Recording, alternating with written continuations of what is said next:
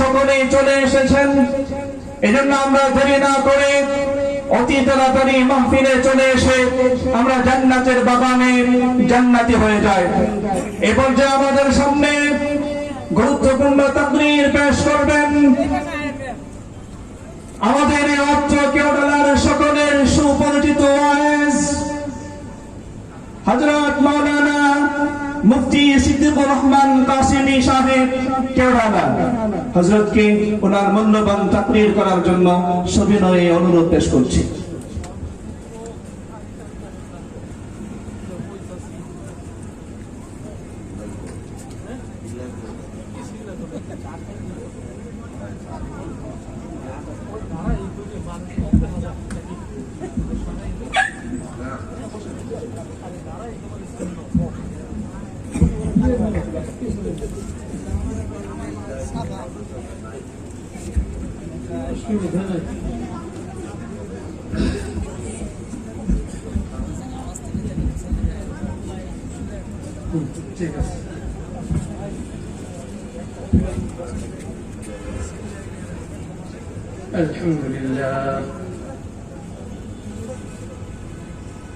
الحمد لله نحمده ونستعينه ونستغفره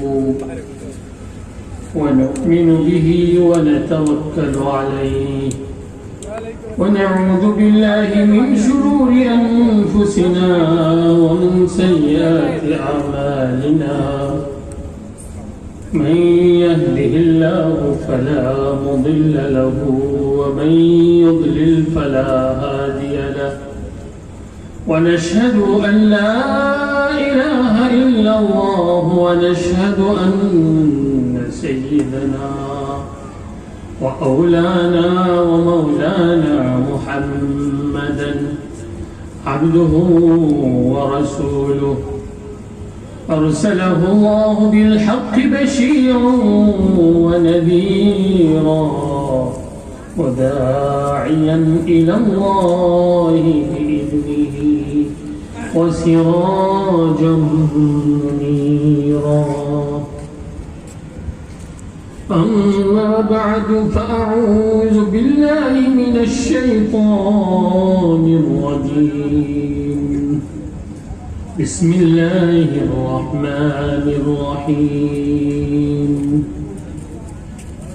قد أفلح المؤمنون الذين هم في صلاتهم خاشعون والذين هم عن اللغو معرضون والذين هم للزكاة فاعلون والذين هم لفروجهم حافظون إلا على أزواجهم أو ما ملكت أيمانهم فإنهم غير ملومين.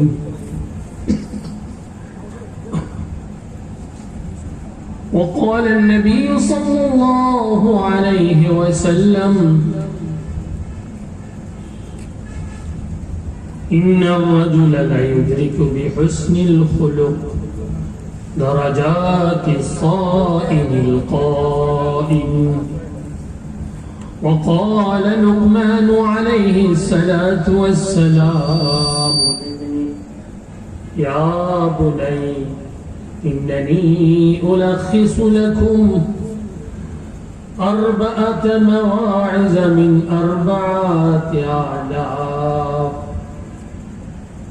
احفظ قلبك في صلاتك واحفظ عينيك في بيوت الناس واحفظ معدتك على مائدتك واحفظ لسانك في مجالسة الناس.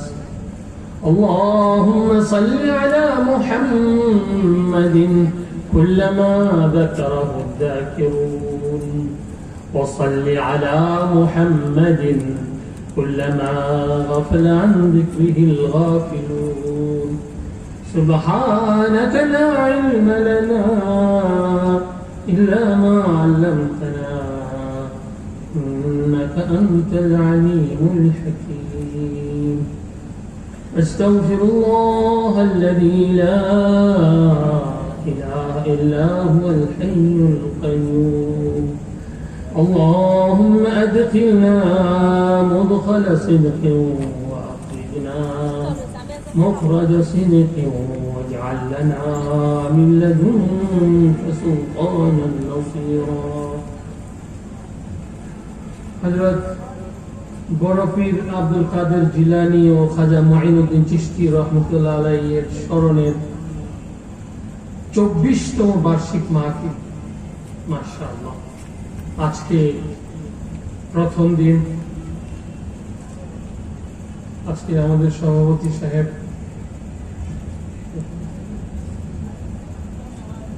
মাশাআল্লাহ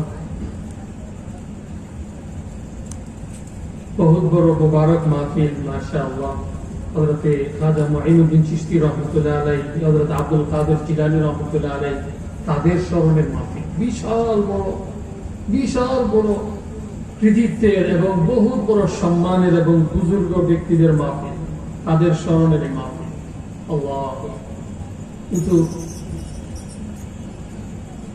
দুঃখের বিষয় যে আমাদের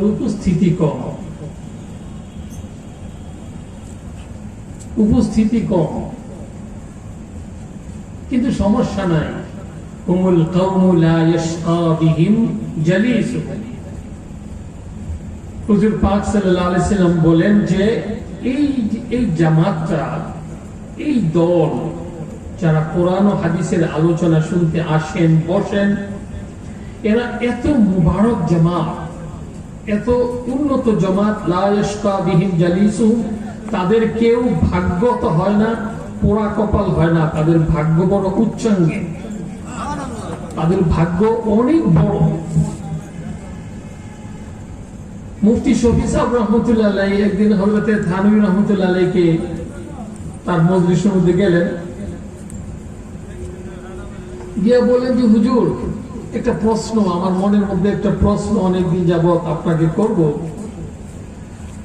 থানভী রহমতুল্লাহ আলাইহি বলেন যে কি প্রশ্ন তোমার পরে মুফতি শফি সাহেব বলেন যে হুজুর কবিরা তো অনেক সময় কথা বাড়িয়ে বলেন অনেক সময় খাটো করে বলেন ছাড় দেন বাড়ানো কমানো এটা তো কবিদের চরিত্র এই যে হযরতে আল্লামা জালালউদ্দিন রুমি রাহমাতুল্লাহ আলাইহি এই যে শেরের মধ্যে বলেছেন এক জামানা সোহবতে বা আউলিয়া বেহতেরাসদ সালে তাআত দেরিয়া তিনি বলেছেন যে কিছুক্ষণ সময় ভালো এবং নেককার মানুষদের সংস্রবে সাহচর্যে বসা গুড কোম্পানি ভালো মানুষের সহবতে কিছুক্ষণ সময় বসা 100 বছর বেরিয়া ইবাদতের চেয়ে উত্তম মুফতি শফি সাহেব বলেন যে হুজুর ইনি যদি এমনি বলে দিতেন যে 100 বছরের ইবাদতের চেয়ে উত্তম তাহলে না হয় মেনে নেওয়া যায় তো কিন্তু তিনি তো বললেন যে একবারে বেরিয়া ইবাদত মানে হলো যেই ইবাদতের মধ্যে শোয়িং লৌকিকতা মানুষকে দেখানোর উদ্দেশ্য না যেই ইবাদতের মধ্যে একবারে নিরঙ্কুশ আল্লাহর জন্য কি একাগ্র চিত্ততা আন্তরিকতা মহব্বত সবকিছু এরকম বেরিয়া ইবাদত 100 বছর বেরিয়া ইবাদতের চেয়ে বেশি বড় সওয়াব এটা কেমন কথা বেরিয়া ইবাদত মান সাল্লা ইউরাই ফাকাদ আশরাক হুজুর পাক সাল্লাল্লাহু আলাইহি সাল্লাম বলেন যে নাকি মানুষকে দেখানোর জন্য নামাজ পড়ে সে মুশরিক সে শিরিক করলো শিরিকি গুনার কাজ করলো কেমন যেন সে শরীক করলো আল্লাহর সাথে মান সামা ইউরাই ফাকাদ আশরাক যে নাকি মানুষকে দেখানোর জন্য লৌকিকতার জন্য রোজা রাখলো সে যেন শিরিক গুনাহ করলো চিন্তা করে দেখেন কত বড় কথা এই জন্য ইবাদত বندگی খুব হিসাব করে করতে হবে খুব হিসাব করে করতে হবে ইখলাস কত বড় জরুরি জিনিস। ইমাম আবু হানিফা রাহমাতুল্লাহ আলাইহি উনি 5 লক্ষ হাদিসের থেকে, কত লক্ষ? 5 লক্ষ হাদিস থেকে বাছাই করে ছানবিন করে 5টা হাদিস একত্রিত করেছে। তার ছেলে হাম্মাদকে বলেন, ইয়া হাম্মাদ, ইন্নানি ইনতাখাবতু লাকা মিন 5,000 মিন 500,000 হাদিসিন 5 আহাদিস।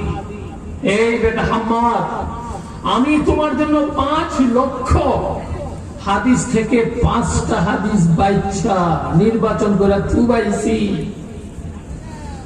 এইটা হলো তোমার জন্য সম্পদ। আমি এই 5টা জিনিস সম্পদ দিয়ে যাচ্ছি। এই 5টা হাদিসকে যদি তুমি শক্ত করে ধরো, তাহলে 5 লক্ষ হাদিসের থেকে তোমার কি হয়ে যাবে? যথেষ্ট হয়ে যাবে। এই 5 লক্ষ হাদিসের থেকে কে এই নির্বাচনটা করলেন? কে? ইমামে আবু হানিফা রাহমাতুল্লাহ আলাইহি, আল ইমামুল আযম, আল ইমামুল আকবার ফি দুনিয়া ওয়াল আখিরাহ। দুনিয়া এবং আখিরাতের মধ্যে সবচেয়ে বড় ইমাম, সবচেয়ে বড় পণ্ডিত, সবচেয়ে বড় ফিকহ শাস্ত্রের অভিজ্ঞ, এত বড় মাথাওয়ালা, এত বড় জ্ঞানী গুণী বিচক্ষণ ব্যক্তি 5 লক্ষ হাদিস থেকে তার ছেলেকে মাত্র 5টা হাদিস দিলেন। বললেন যে বাবা, এই 5টা নিয়ে বসে থাকো, এই 5টার উপর আমল করো, that will be sufficient for you. এইটাই তোমার জন্য যথেষ্ট। You don't need any more. বেশি আর লাগবে না।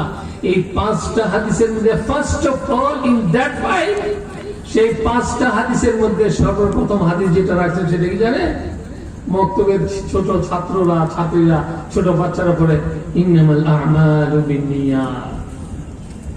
রাসূল পাক সাল্লাল্লাহু আলাইহি ওয়াসাল্লাম বলেন যে, হে আমার উম্মতেরা, ইন্নামাল আ'মালু বিন্নিয়াত, যে আমল করতেছো এই আমলটা নির্ভর করবে তোমার নিয়তের উপর। এই আমলটা কতটুকু গ্রান্টেড টু আল্লাহ, এই আমলটা কতটুকু আল্লাহর কাছে গ্রহণযোগ্য, এইটা নির্ধারিত হবে জায়গা মতো। ওইখানে গিয়ে যা ঠিক ধরা পড়বে। হযরত রাসূল পাক সাল্লাল্লাহু আলাইহি ওয়াসাল্লাম আবু যর গিফারি রাদিয়াল্লাহু তাআলা আনহুকে বলেন, ইয়া আবা যর, জাদ্দিদিস সাফিনাতা ফাইন্নাল বাহরা আমিক ওয়া আখলিস আমালাকা ফাইন্নান নাকিদা বাসীর ওয়া জাদ্দিদিস সাফিনাতা وجدد وخفف الزال فإن العقبة كؤود। হে আবু যর, তোমার নৌকাকে ঠিক করে নাও, শুদ্ধ করে নাও, গাব গাহিনী দিয়া নৌকাটারে পোক্তা করে নাও। সামনের হাসরের সমুদ্র বড় গভীর, উত্তাল তরঙ্গ পূর্ণ সমুদ্র। সেই সমুদ্রের মধ্যে যেই তোমার আমলের নৌকা নিয়ে বের হয়ে যাবে, সেই নৌকা যে ভাসাবে সেখানে, নৌকা কিন্তু গুলাইব না। এই নৌকাকে ঠিকঠাক করে নিয়ে যাও। জাদ্দিদিস সাফিনাতা ফাইন্নাল বাহরা আমিক, তোমার নৌকাকে ঠিক করে নাও। কোন রকমের ভাঙাচুরা থাকলে সেটাকে গাব টাপ দিয়ে তার কাটা মাইরা রিপিট মাইরা ঠিক করে নাও। ফাইন্নাল বাহরা আমিক, সেখানকার সমুদ্র বড় গভীর, উত্তাল তরঙ্গ, ক্ষুদ্র জনসমুদ্রে তোমার সেখানে যেতে হবে। সেখানে কিন্তু খবর আছে,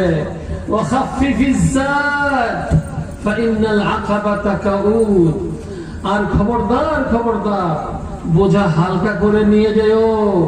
কান্দের গাঁটটি বেশি মোটা যেন না হয়, বেশি ভারী যেন না হয়। কারণ সেখানকার ঘাটি এক পাহাড়ের থেকে আরেক পাহাড় ডিঙ্গানো, কবরের ঘাটি, হাসরের ঘাটি, পুলসেরাতের ঘাটি, ঘাটির অভাব নাই। সুতরাং তোমার গাঁটটি হালকা করে নিয়ে যাও, ভারী গাঁটটি নিয়ে যাও না। তোমার উপরে কার কার কি কি দাবি দাওয়া, কারে গালি দিছ, কার উপরে হাসি আর মজাকের মধ্যে তালি দিয়েছ, কার কি খেয়ে ফেলেছ, কাকে কোন রকমের কষ্ট দিয়েছ, এই সব কিছু দুনিয়ার মধ্যে মাফ করে লয়ে যাও, হালকা হয়ে যাও। তোমার উপর যেন কোনো মানুষের বোঝা না থাকে। ওয়া আখলিস আমালাকা ফাইন্নান নাকিদা বাসীর, আর তোমার আমলকে খুব বিশুদ্ধ করে নিয়ে যাও। কারণ ওইখানকার জাসনদার ওইখানকার আমলকে যিনি নাকি লাইরা চাইরা দেখবে, বাজায়া দেখবে, সেই বাজানেওয়ালা কিন্তু খুব পণ্ডিত, খুব বিচক্ষণ। সেখানকার আমলকে তুলনেওয়ালা, যাচাই বাছাই করনেওয়ালা বহুত বড় পণ্ডিত, বহুত বড় চিকন বুদ্ধিওয়ালা। কোন দিক দিয়ে তোমার আমলের ত্রুটি বিচ্যুতি বের করে ফেলবে তুমি জানো না। সুতরাং আখলিস আমালাকা, তোমার আমলকে বিশুদ্ধ করে নিয়ে যাও। উলামায়ে কেরাম বলেন যে এই নিয়তের বিশুদ্ধি, নিয়তকে বিশুদ্ধ করা, এইটাই নাকি সমস্ত তাসাউফ, এই যে তাজকিয়া, এই পীর মুরিদির মূল এইটাই, যে আমলকে বিশুদ্ধ করা, নিয়তকে বিশুদ্ধ করা। আমি কি কাজ করব? আজকে আমাদের মাহফিলের মধ্যে কেন মানুষ নেই? আল্লাহ রাসূল বলেছেন কুমু মাগফুরিনা লাকুম ওয়া কাদ বুদ্দিলাত সাইয়্যাতুকুম হাসানাত। রাসূল বলেছেন এই মাহফিলের থেকে ওঠার আগে আগে তোমার যত গুনাহ আছে সবগুলি গুনাহ নেকের দ্বারা বদলাইয়া দেওয়া হয়। সুবহানাল্লাহ। আচ্ছা বলেন তো দেখি, এই হাদিসের কোনাগাঞ্জির কোথাও লেখা আছে যে অমুক বড় মাওলানার মাহফিলের মধ্যে গেলে এই হাদিসটার সওয়াব? এই যে রাসূল সাল্লাল্লাহু আলাইহি ওয়াসাল্লাম যে গুড টাইডিংস বা যে গুড নিউজটা আমাদেরকে দিলেন, যে সুসংবাদটা আমাদেরকে দিলেন, এই সুসংবাদের এই হাদিসের কোন জায়গার মধ্যে আছে যে এত বড় বিশাল মাহফিল হলে, এই রকমের আলোচনা হলে, সেই রকমের আলোচনা হলে, তাইলে সব আছে কোথাও? কোথাও নেই। কিন্তু কেন? কারণটা কি জানি না। আসলে মনে হয় আসলে আমরা কোরআন হাদিসের আলোচনা শুনতে যাই না, আমরা যাই ব্যক্তির গলা শুনতে, সুর এবং স্বর শুনতে। মিয়া সাহেব যে নিয়তে আসবেন, নিয়ত আনমান বর্গ। হযরত আদম আলাইহিস সালাম জান্নাত থেকে বের হয়ে কাঁদতেছিলেন, তো একদল হরিণী ওই দিক দিয়ে যাচ্ছে। হরিণী যায় তো দেখে যে হযরত আদম আলাইহিস সালাম কাঁদতেছেন। হরিণরা বলে যে হুজুর কি হয়েছে, কান্না করেন কেন? পরে বললেন যে ভাই দেখো এই অবস্থা, আমার আল্লাহ আমার উপরে বেজার হয়ে গেছেন, আমাকে দুনিয়াতে পাঠাই দিয়েছেন, আমি আমার আল্লাহর কাছে রুনাজারি করতেছি। পরে হরিণগুলি খুব মর্মাহত হলো, তারাও হুজুরের সাথে সমবেদনা জানাইলো, হুজুরের সাথে কান্নাকাটি করলো। তো নবী আদম আলাইহিস সালাম যখন দেখলেন যে হরিণগুলিও আমার সাথে এরকম সমবেদনা জানাচ্ছে, এরকম আন্তরিকতা দেখাচ্ছে, তো আদম আলাইহিস সালাম তাদের শরীরের মধ্যে, পিঠের মধ্যে হাত দিয়ে দিলেন। তো কুতুবে সাবেকার মধ্যে লিখে যে এই হরিণগুলিই নাকি মৃগনাভী হয়েছে। ওই যে আদম আলাইহিস সালামের হাতের স্পর্শ লাগছে, এই জন্য এরা মৃগনাভী হয়ে গেছে। মানে তাদের নাভির ভিতরে এমন ধরনের দামি কস্তুরি, যার তোলাই 1000 টাকা, লক্ষ টাকা, এত দামি কস্তুরি হয়ে গেছে তাদের নাভির ভিতরে। এখন যখন এই হরিণগুলি যখন বনের মধ্যে গেল, তখন অন্যান্য হরিণ দেখি কি রে ব্যাপার সেবার, কি এদের সারিতে এরকম জ্ঞান কেন? কি ব্যাপার ভাই, তোমাদের সাথে এরকম জ্ঞান কেন? কোথেকে আইছো? কি পাই কোথেকে লইছো জ্ঞান? আরে বলো না, আমরা তো সেই আদম আলাইহিস সালামকে সামনে আমরা আসতেছিলাম, আদম আলাইহিস সালামকে দেখলাম, তো তিনি আমাদের উপরে হাত বুলিয়ে দিলেন, মোহব্বতের স্নেহের হাত আমাদের উপরে বুলাই দিচ্ছেন, এখন আমাদের এই গ্রাম শুরু হয়ে গেছে। আচ্ছা তাই নাকি? পরে এই সব হরিণ দৌড়ে আসছে, আদম আলাইহিস সালামের কাছে আসছে। তো এই যে এই হরিণগুলি এরা কেন আসছে? এরা কিন্তু আসছে জ্ঞান নেওয়ার লেগে, ঠিক না? এরা কিন্তু জ্ঞান নেওয়ার জন্য আসছে, এরা কিন্তু আদম আলাইহিস সালামের সমবেদনা জানাইতে আসে নাই। তো এরা আসছে, আদম আলাইহিস সালামের কাছে আসছে, বলছে হুজুর আমাদেরকে একটু ইচ্ছা দেন হুজুর, আমরাও কিছু জ্ঞান পায়া ফেলাম। পরে আদম আলাইহিস সালাম বললেন যে হ্যাঁ, তিলকা জাআত লিল মুআসাত ওয়া ওয়াজাদাত ওয়া নালাত মানালাত। আরে মিয়ারা, আরে হরিণের বাচ্চারা, তারা তো এসেছিল আমার সমবেদনা জানানোর জন্য, আমাকে আন্তরিকতা দেখানোর জন্য। তাদের নিয়ত বিশুদ্ধ ছিল, এই জন্য তারা সেটা পেয়ে গেছে। আর তোমরা এসো আতর নেওয়ার জন্য, তোমাদের সেটা হবে না। وَقَدِمْنَا إِلَى مَا عَمِلُوا مِنْ عَمَلٍ فَجَعَلْنَاهُ هَبَاءً مَنْثُورًا। অনেক আমলকারীরা বিশাল বড় বড় আমলের পাহাড় নিয়ে আসবে কিয়ামতের মাঠের মধ্যে। আল্লাহ তাআলা বলেন ফাজআলনাহু হাবাআম মানথুরা, সেগুলি সব আমি একেবারে ধুলা বালুর ময়লার পাহাড়ের মতো আমি এগুলি সব পুড়িয়ে ছড়িয়ে ছিটিয়ে দিব, এগুলির প্রতি আমি কোনো ভ্রুক্ষেপই করব না। ইখলাস আমল, ইখলাসুল আমল একমাত্র আল্লাহর জন্য।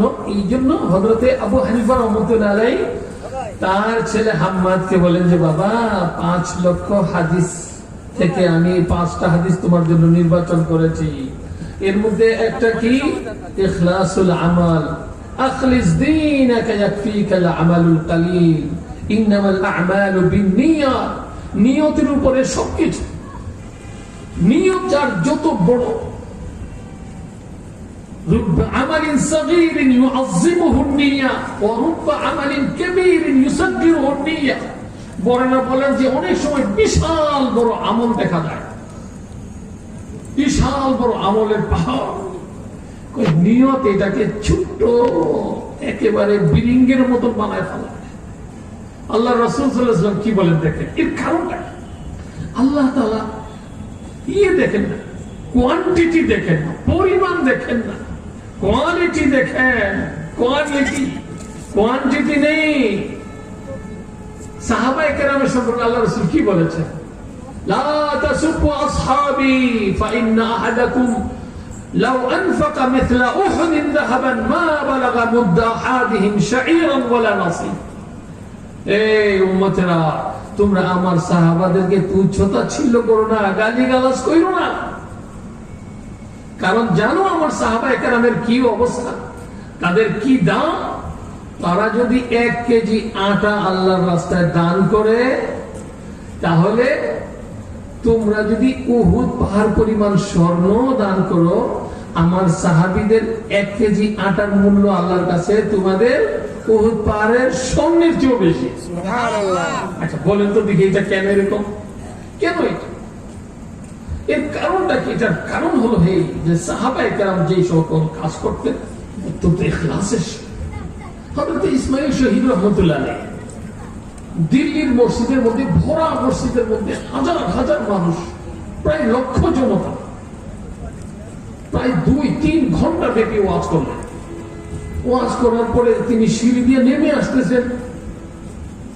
নেমে আসার সময় রাস্তার মধ্যে সিঁড়ির মধ্যে এক লোকে ধরছে, কই মৌলভী সাহেব এইখানে নাকি ইসমাঈল শহীদ সাহেবের আলোচনা করবো, না আলোচনাটা হয়ে গেছে নাকি?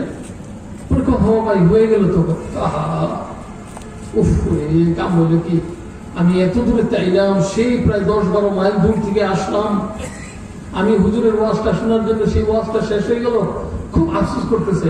কয়ে বাবা तुम वाज सुनने आए हो, कोई मसला नहीं है, मैं ही इस्माइल शहीद हूँ, मैं ही इस्माइल हूँ, बैठ जाओ, मैं तुमको सुना देता हूँ, बैठ जाओ, अभी सुना देता हूँ। कोई बाबा तुम वाज শুনতে এসছো? কই হ্যাঁ হুজুর, আমি তোমার ওয়াজটা শুনতেছি। কই অসুবিধা নাই, আমি তোমাকে শোনাই দিব। আমি আবার তুমি বসো, চলো একটা জায়গা দিয়ে বসি, আমি তোমাকে এই 2 ঘন্টার পুরো আলোচনাটা তোমাকে শোনাই দিব। এখন সেই বুড়া হুজুর, আপনি আমার সাথে মজাক করতেছেন, 2 ঘন্টা লাগায় আপনি হাজারো মানুষের সামনে, লাখো মানুষের সামনে আলোচনা করলেন, সেই আলোচনা আমাকে আপনি একা শোনাই দিবেন, আমি একাকে? मसला क्या है भाई, पहले भी जिसको राजी करने के लिए मैंने बयान किया था, अब भी मैं उसी को राजी करने के लिए बयान करूंगा। तो অসুবিধা কি ভাই?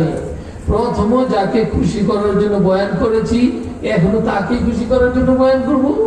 আমার জন্য তো কোনো বরাবর, আমার জন্য তো কোনো বেশ কম নাই। আমি তো একজনকে খুশি করার জন্যই বয়ান করব। আগেও একজনকে খুশি করার জন্য বয়ান করেছি, এখনো তাকেই খুশি করার জন্য বয়ান করব। আমার কাছে তো কোনো পার্থক্য নেই। এই হলো মিয়া সাহেব ইখলাস। ইখলাস এত বড় দামি জিনিস। অনেক সময় বিশাল বড় আমল দেখতে দেখা যায়, বিশাল বড় আমল, কিন্তু এটা আল্লাহর কাছে একদম ছোট, তুচ্ছ। এর মধ্যে লৌকিকতা, মানুষকে দেখানো, মানুষের বাহবা পাওয়া, মানুষের প্রশংসা পাওয়া, এই যে এই মানসিকতা, কিয়ামতের দিন বলা হবে ওয়াকাদ কিলা যালিকা, যাও, সেটা তোমাকে দুনিয়ার মধ্যে বলা হয়েছে, তুমি প্রশংসা লইতে এই তো চাইছিলা, প্রশংসা পেয়ে গেছো, প্রশংসা পেয়ে গেছো। কল্পনা করতে পারবেন না, আমি আমার সাউথ কোরিয়ার জীবনে 8-10 বছর সেখানে ছিলাম। আজীব মানুষ। আপনার ওইখানে ওই সাউথ কোরিয়ার মধ্যে কিছু চেক ছিল 1 কোটি টাকার, 5 কোটি টাকার চেক। আমাদের দেশে তো হইল টাকা, ওইখানে হলো পয়সা। মানে সেখানকার একটা 1 টাকার নোট যেটা, এটা হলো ছন। ছন মানে হলো 1000 পয়সায় 1 টাকার একটা নোট। এরকম ভাবে 5000 পয়সার একটা নোট, 10,000 পয়সার একটা নোট।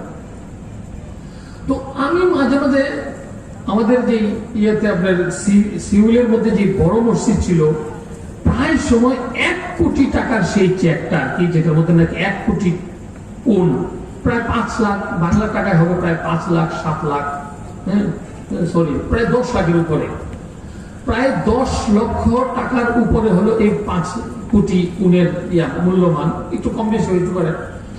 এই বড় বড় চেকগুলি কি এমনি ফালায় রেখে যেত না। এই যে যে বাক্সটা আছে না, যে দান বাক্সটা থাকতো, সেই দান বাক্সের মধ্যে 5 কোটি টাকার চেক রেখে চলে যেত মানুষ। আজীব লাগতো যে এরকম অবস্থা, আর এত বড় একটা বিশাল অ্যামাউন্ট সে দিচ্ছে, অথচ সে এখানে আসে না যে লেখা। মাফ করবেন ভাইরা, কিন্তু আমাদের দেশে ভাইদেরকে দেখছি, আমি তো মসজিদে ছিলাম, মসজিদের দায়িত্বে ছিলাম, 10,000 উনের মানে 500 টাকার দেওয়ানের উন দেওয়ানোর সময় আমাদের ভাইয়েরা দৌড়াদৌড়ি করে, ওই যে কিছু মুরগি আছে না, প্রথম ডিম পাড়ার সময় কক কক করে পুরো বাড়ি ঘর ছড়ায় গেল। এরকম এই 10,000 উনের মানে 500 টাকার একটা চেক দিব, হে ইমাম সাহেব কোথায়, এই তাড়াতাড়ি আসেন, চেক নিয়ে আসেন, রিসিপ্ট নিয়ে আসেন, আমি 10,000 উন দান করব। এই হলো আমাদের অবস্থা, আজীব অবস্থা। তো এই হলো মানুষের ইখলাস। ইখলাসের মধ্যে যদি কমি থাকে, তো সেই আমলের কোনো মূল্য নাই। সমস্ত আমলের মূল কোন কোন ইয়ের মধ্যে উলামায়ে কেরাম বলেছেন যে এই হাদিসটা একাই দ্বীন এবং ধর্মের 1/3, 3 ভাগের 1 ভাগ। যে আমলকে বিশুদ্ধ করা, আমি যে আমল করি সেই আমলটাকে আল্লাহর জন্য আমার করতে হবে। কোটি কোটি টাকা আপনি দান করতেছেন, কিন্তু এর মধ্যে যদি লৌকিকতা, নিয়ত যদি বিশুদ্ধ না থাকে, তাহলে কাম হবে না। এই হলো একটা হাদিস। এই হাদিসটার সমস্ত তাৎপর্য, সমস্ত মাহাত্ম্য এবং ব্যাখ্যা বিশ্লেষণ সহ নিজের ছেলে হাম্মাদকে বলেন যে বাবা, এই হাদিসটার উপর আমল করবা। এই 5 লক্ষ হাদিসের থেকে একটা হাদিস দিলাম, সবখানে এই জিনিসটাকে লক্ষ্য রাখবা। আরেকটা হাদিস কথা বলছেন, মিন হুসনি ইসলামিল মারই তারকুহু মা লা ইয়ানি, মিন হুসনি ইসলামিল মারই তারকুহু মা লা ইয়ানি। মুসলমানদের বা সুন্দর মুসলমান, উত্তম এবং বিশুদ্ধ মুসলমানের পরিচয় হলো সে অহেতুক অবান্তর কথাবার্তা, কাজ কাম থেকে সে বিরত থাকবে। ফালতু কথাবার্তার মধ্যে সে তাকে নিয়ে সে ব্যস্ত থাকবে, শুধু সে তাকে নিয়ে ব্যস্ত থাকবে। অহেতুক ফালতু কথাবার্তার থেকে সে সব সময় দূরে থাকবে। এইটা হলো একটা হাদিস। যে কশিন কালেও সে ফালতু কথাবার্তা, সে কোনো তার প্রয়োজনীয় কথাবার্তা ছাড়া সে কথা বলবে না। মান কানা ইউমিনু বিল্লাহি ওয়াল ইয়াউমিল আখির ফালইয়াকুল খায়রান আও লিয়াসমুত। হুজুর পাক সাল্লাল্লাহু আলাইহি ওয়াসাল্লাম বলেন, যে ব্যক্তি আল্লাহতে বিশ্বাসী, আল্লাহকে যারা বিশ্বাস করেন, সেই মানুষের পরিচয় কি? সে হয়তো ভালো কথা বলবে, আর নাইলে সে চুপ থাকবে। হয়তো সে ভালো কথা বলবে, অন্যথায় চুপ থাকবে। চুপ থাকা বিশাল বড় ইবাদত। চুপ থাকা তাসবিহ তাহলিলের মতো সওয়াব। বেশি কথা বলা যাবে না। আল্লাহ রাসূল বলেছেন যে এই জিহ্বা আর এই 2 অঙ্গ, উপরের আর নিচের এই 2 অঙ্গ খুব ছোট। জিরমুহু সাগীর, তার শরীরটা বড় ছোট, কিন্তু হাজারো লক্ষ মানুষকে জাহান্নামে ফেলবে। ওয়াহাল ইয়াকুবুন নাসা ফিন্নার ইল্লা হাসাইদু আলসিনাতিহি। রাসূল বলেন যে হাজারো লক্ষ মানুষকে শুধু তার এই জিহ্বা জাহান্নামে ফেলবে। এই জিহ্বা কত হাজারো লক্ষ গুনাহ করা যায় মানুষের এই জিহ্বা দিয়ে। এই জন্য রাসূল সাল্লাল্লাহু আলাইহি ওয়াসাল্লাম বলেন যে মিন হুসনি ইসলামিল মারই তারকুহু মা লা ইয়ানি, আমার যেটা প্রয়োজন না, যেটার সাথে আমি সম্পর্কিত না।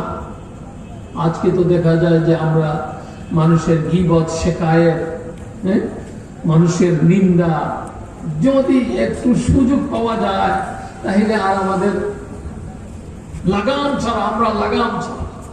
কিন্তু না মেরে মুখতারাম, একটা সুন্দর মুসলমান, এই সুন্দর মুসলমানের পরিচয় হলো সে নিজেকে কন্ট্রোল করবে। ফালিয়াকুল খায়রান আও লিয়াসমুত, সে প্রয়োজনে ভালো কথা বলবে, মানুষকে কল্যাণের কথা বলবে, দাওয়াত দিবে, দ্বীনের দাওয়াত দিবে, ঈমানের দাওয়াত দিবে, আমলের দাওয়াত দিবে। দাওয়াত তো ভুলেই গেছে মানুষ, দাওয়াতকে কিছু মনেই করে না। তাবলীগের কিছু ভাই আছে, তারা তাবলীগ করেন, কোন মৌলবি, আমরাও কোনো যদি আলোচনার মধ্যে গিয়ে যদি তাবলীগের কিছু কথা বলতে চাই, ভয় লাগে। ওই যে তাবলীগের ওয়াজ করতেছে, মনে হয় যেন তাবলীগ এটা মনে হয় যেন বাড়ির রাখতে আইসে আর কি, আমি নারীর রাখতে আইসে। এটা কোথা থেকে আইসে ভাই? তাবলীগটা কোথা থেকে আসছে? আরে এটাকে বলা হয় উম্মুল ফারাইজ, সমস্ত ফরজের মা। এইটা মিয়া সাহেব একটু চিন্তা করে দেখেন, এখানে বৈশা যে এই যে ওয়াজ নসিহত করতেছি, কথা বলতেছি, আর কথা শুনতেছি, এগুলি আমাদের সাহাবায়ে কেরামরা, রসুলের সাহাবায়ে কেরামরা যদি এখানে দাওয়াত না নিয়ে আসতেন, দ্বীনের দাওয়াত না দিতেন, তাহলে আমাদের নসিব হইতো না। আমরা এই কাফেরই থাকতাম। ঐতিহাসিকরা বলেন, আল্লামা ইবনে খালদুন রাহমাতুল্লাহ আলাইহি তারিখে বাগদাদের মধ্যে লিখেছেন যে মদিনার মধ্যে তো ইসলামের দাওয়াত বা ইসলামের চর্চা শুরু হয়েছে 623 হিজরিতে, আর বাংলাদেশের মধ্যে শুরু হয়েছে 617 হিজরিতে। আল্লাহ তাআলার কত বড় মেহেরবানি যে বাংলাদেশের মধ্যে মদিনার আগে ইসলামের চর্চা হয়েছে, ইসলামের দাওয়াত আসছে। সুবহানাল্লাহ কইবেন নাকি? একবার সুবহানাল্লাহ কইলে বলে জান্নাতে একটা গাছ হয়ে যায়, আরেকবার কয়ে বলেন আর একটা গাছ হয়ে যায়। দুইটা গাছ তো কইরা বলাইছে, বিশাল বড় বড় গাছ হয়। হ্যাঁ, আল্লাহ, মুসলমানের পুরা বডিটাই বলে আমলের একটা মেশিন, বুঝছেন? উধার কি চিজ হ্যায় ভাই। ওলামায়ে কেরামরা বলেন যে এই যে শরীরটা, এই যে জিহ্বাটা, এটা হইলো কি উদারের মেশিন। উদার মানে কি কয়?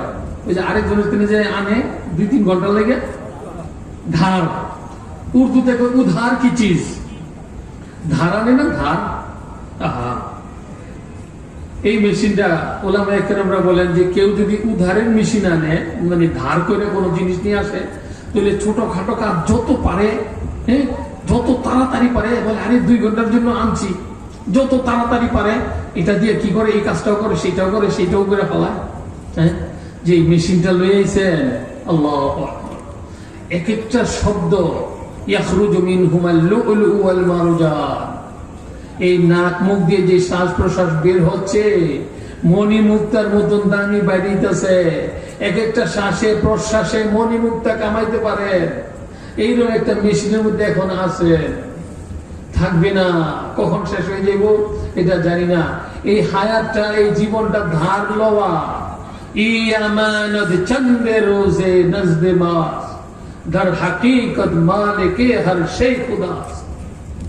এই সব কিছু আল্লাহর দেওয়া, কিছুদিনের জন্য আছে, যত পারেন এটারে ঠিক পালন। যদি 1000 টাকা নোট বানানোর একটা মেশিন পাওয়া যেত, কি কর, যেটারে টিপটা দিলে 1000 টাকার একটা নোট বানান, এরকম একটা মেশিন যদি পাইতাম। আর যদি আমাদের হাজি ভাই যদি বলতেন যে মুফতি সাহেব তোমার 1 সপ্তাহ লেগে দেওয়া হলো, কিন্তু এরপরে আমার স্বাস্থ্য বেড়ে দাম লাগবো, এরপরে আবার আমার রেজাল্ট তুমি কইছে, আবার এদিকে শুক্র আবদার করে বইছে, কথার কথা। এখন আমার যদি 1 সপ্তাহের জন্য এই মেশিনটা দিত, মাত্র জার্মানিতে আনছে, টিপটা দিলে 1000 টাকার একটা করকরা নোট বানায়, কেমন মনে করে? এই নোটটা যদি এরকম একটা মেশিন যদি আমার 1 সপ্তাহের জন্য দেয়, আমি কি করবো? আমি মনে করেন আমি ঘুমাবো। এরপরে আচ্ছা আমি ঘুমাইলে ওরকম, আমি কিন্তু 2 ঘন্টা লাগে ঘুমাইতেছি, এই তুই টিপাটিপির মধ্যে লেগে যা, ঠিক না? আবার বোর যদি সব ঘুমে ধরলে, হ্যাঁ করবো ভাইয়া, দেখো ভাই তুই আমি 2:30 পর্যন্ত টিপু, এবার তুই তুই 6টার দিকে কই বাবার ফুলার এগুলো বাজিরি এক মেশিন আগে মাত্র 2 দিন রয়েছে। হ্যাঁ আমি আসা হ্যাঁ হ্যাঁ, এক একটা সুবহানাল্লাহ, এক একটা আলহামদুলিল্লাহ, এগুলিও আখিরাতের এক একটা ডলার। এগুলি খবর হইব, বুঝে আসবো, এখন বুঝে আস না, জায়গা মতন বুঝে আসবে। কামাইল মেরে মোহতারা, কামাইল বহুত বড় দামি সময়, বহুত বড় মূল্যবান সময় আমাদেরকে আল্লাহ তাআলা দিয়েছেন। যতটুকু সম্ভব এই ফালতু কথাবার্তা আমাদের হাজী আমজাদুল্লাহ যে মহাজের মক্কি, হযরতে মিয়াজি নূর মোহাম্মদ ঝাঞ্জা নবী রহমতুল্লাহ আলাইহি, এরা বাজারে যাইতেন তো টাকার যে থলিটা থাকতো, যে টাকাটা যেটা থেকে টাকা বাইর করে দিবেন, এই টাকার থলিটা ওই দোকানদারকে দিতেন। বলতো যে ভাই কত হয়েছে, 200 টাকা, 250 টাকা। এরপরে থলিটা ওদের কাছে দিতেন যে লো ভাই তুমি গন্ডা লো। লোকের কোন কি এটা আপনি এটা করেন কি? আরে এদের কাছে থলি দিতেছেন, শিয়ালের কাছে মুরগি বাকি। আরে অসুবিধা নাই, লোক দিক আমি যখন এই 150 টাকা 200 টাকা করবো, তখন আমি 100-150 আল্লাহ করতে পারি। বেহেশতের মধ্যে 100-150 গাছ লাগাইতে পারি। আখবির উম্মাতাকা আন্নাল জান্নাতা কিআ। হযরত রাসূল করিম সাল্লাল্লাহু আলাইহি সাল্লাম মেরাজের সময় যখন নাকি নবী ইব্রাহিম আলাইহিস সালাতু ওয়াস সালামের কাছ থেকে আসছিলেন, তখন ইব্রাহিম আলাইহিস সালাম বলেছিলেন, ইয়া মুহাম্মদ সাল্লিম আলা উম্মতি, হে মুহাম্মদ আপনার উম্মতকে আমার সালাম দিবেন এবং তাদেরকে বলে দিবেন যে জান্নাত হইল মরুভূমি, মরু প্রান্তর, কোনো গাছপালা নাই, কোনো ফল নাই, কোনো কিছু নাই, কি আন মরু প্রান্তর। ওয়া ইন্না সিমারাহা ওয়া গিরাসুহা লা ইলাহা ইল্লাল্লাহ ওয়া সুবহানাল্লাহ। আর সেই মাঠের মধ্যে, সেই জান্নাতের মরু প্রান্তরের মধ্যে গাছ কি? সুবহানাল্লাহ, আলহামদুলিল্লাহ, আল্লাহু আকবার। সেগুলি দিয়ে গাছ লাগাইবা, তাহলে সেইটা আইসা পাইবা, সেটা খাইবা। এই জন্য মেরে মোহতারাম, যত পারেন বেশি করে গাছ লাগান। বুখারী শরীফের শেষের একটা হাদিস আছে, শাইখুল হাদিস সাহেবরা বড় বড় আল্লামা ওলামাদেরকে দাওয়াত দিয়ে আইনা এই হাদিসটার ব্যাখ্যা করেন। সেই হাদিসটা কি?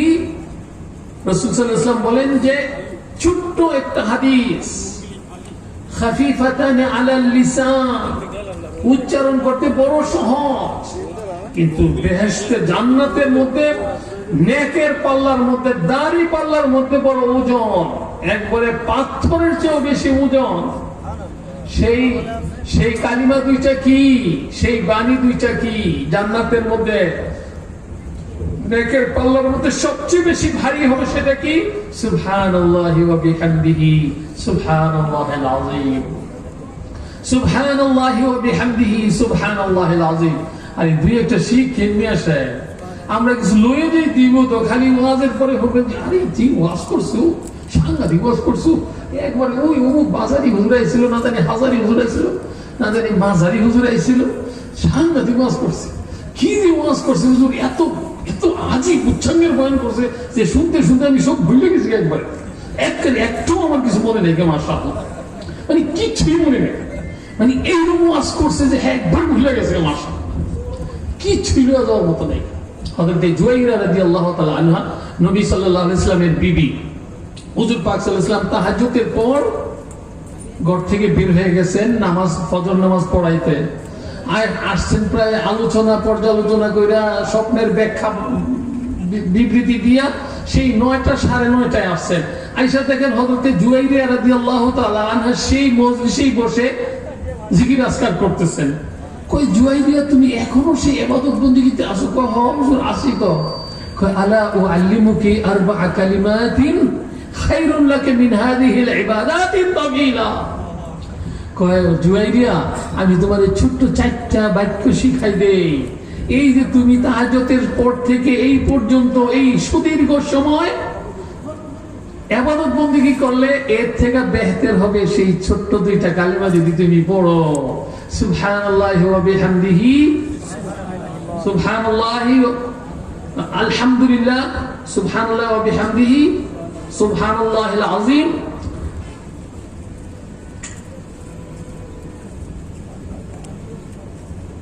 সুবহানাল্লাহি ওয়া বিহামদিহি আদাদা খালকিহি ওয়া রিদা নাফসিহি ওয়া জিনাতা আরশিহি ওয়া মিদাদা কালিমাতিহি। সুবহানাল্লাহি ওয়া বিহামদিহি আদাদা খালকিহি ওয়া রিদা নাফসিহি ওয়া জিনাতা আরশিহি ওয়া মিদাদা কালিমাতিহি। এই চারটা বাক্য রাসূল পাক সাল্লাল্লাহু আলাইহি ওয়াসাল্লাম বলেন যে সেই 4-4.5 ঘন্টা 5 ঘন্টার চেয়েও বড় সওয়াব। চিন্তা করে দেখেন, এত বড় সওয়াব। তো মাঝে মাঝে দুই একটা কিছু শিক্ষা লয়ে যেই দিব। আজকে যে মাশাআল্লাহ এই ইয়ার মধ্যে দেখলাম 24 বছর ধরে এই মাহফিল, এতদিনে তো ওয়াজ নসিহতের মধ্যে পিএইচডি হয়ে গেছে। আপনাকে পিএইচডি করতে কয় বছর লাগে? পিএইচডি বুঝেন তো? বাংলাদেশে সব করার পরে এরপরে একটা সাবজেক্টের উপরে থিসিস করে, একটা সাবজেক্টের একবারে আগাগোড়া সবকিছু শিখে, এটাকে কয় পিএইচডি। তো মাশাআল্লাহ 24 বছর ধরে ওয়াজ শুনেন, তাহলে তো অনেক কিছু শেখার বিষয়।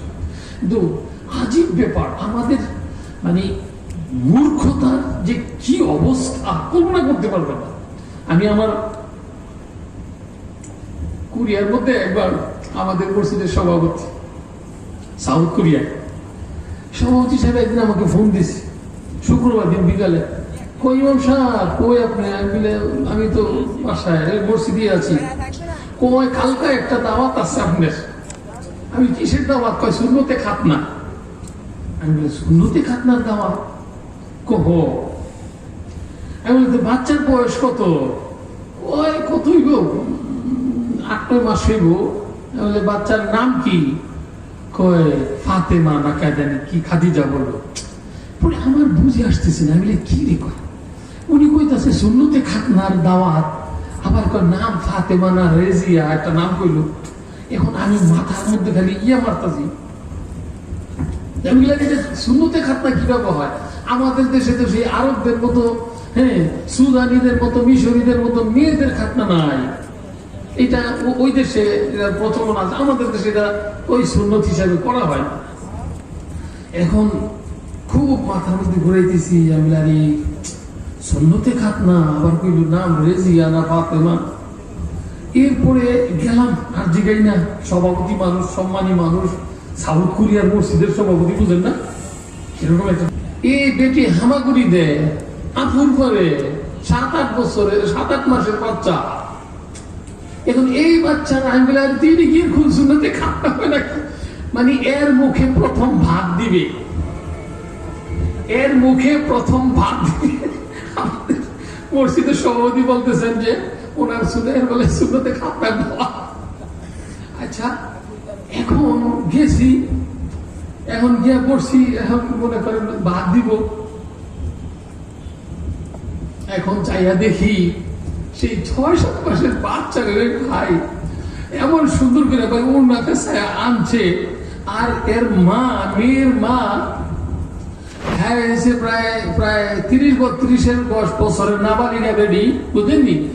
একবারে শিশুর মতো না, তার কোনো ইয়া নেই, মানে কোনো পাওয়াই নেই, কোনো কিচ্ছু নেই, একবারে উদাম বাদা।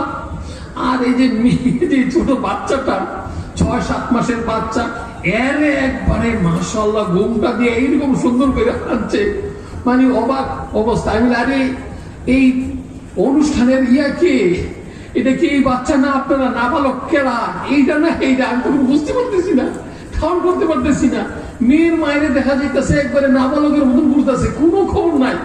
আর এই ছোট্ট শিশু বাচ্চারা আনছে একবারে এমন করে মনে হয় যেন একদম বিশাল বড়, মানে 23-25 বছরের একটা বালক মহিলা একটা গায়ের মাহরাম পুরুষের সামনে আইছে, এইরকম সুন্দর করে সাজাই নিয়েছে।